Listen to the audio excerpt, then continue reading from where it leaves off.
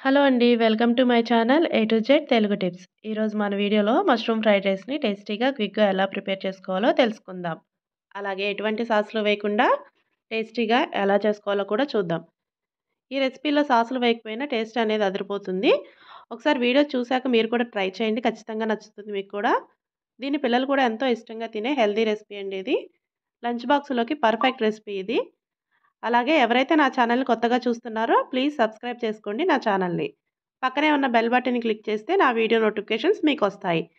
మరి ఇంకెందుకు late mushroom fried రైస్‌ని ఎలా చేసుకోవాలో సాసులు లేకుండా స్పైసీగా చూసేద్దాం. ముందుగా మష్రూమ్స్‌ని తీసుకొని బాగా వాష్ చేసుకొని ముక్కలుగా కట్ చేసుకోవాలి. మష్రూమ్‌ని కట్ చేసేటప్పుడు ఈ సైజులో కట్ చేసుకోండి. తర్వాత ఒక క్యాప్సికమ్‌ని కూడా కట్ చేసుకోవాలి. అలాగే ఒక ఉల్లిపాయ, పచ్చిమిర్చిని కూడా కట్ చేసుకోవాలి.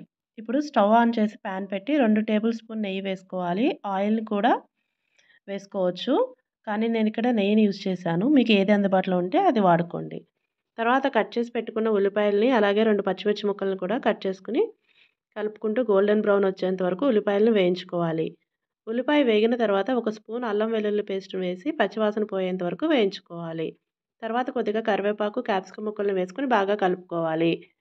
మష్రూమ్స్‌ని కూడా వేసి అర స్పూన్ పసుపు, అలాగే రుచికి సరిపడా ఉప్పు వేసి, అలాగే అర స్పూన్ కారం, ఒక స్పూన్ గరం మసాలా వేసి బాగా కలుపుకోవాలి. ఇలా ఒక 2 నిమిషాల పాటు వేయించుకోవాలి.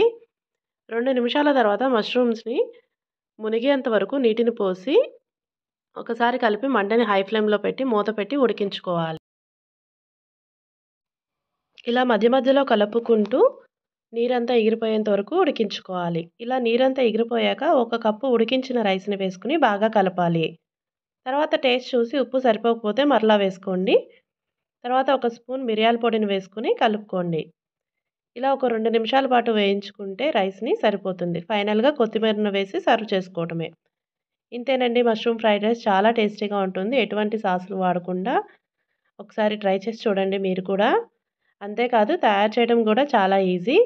ఈ వీడియో మీకు నచ్చితే లైక్ చేయండి. అలాగే మీ ఫ్రెండ్స్‌కి, మీ ఫ్యామిలీ మెంబర్స్‌కి కూడా షేర్ చేయండి.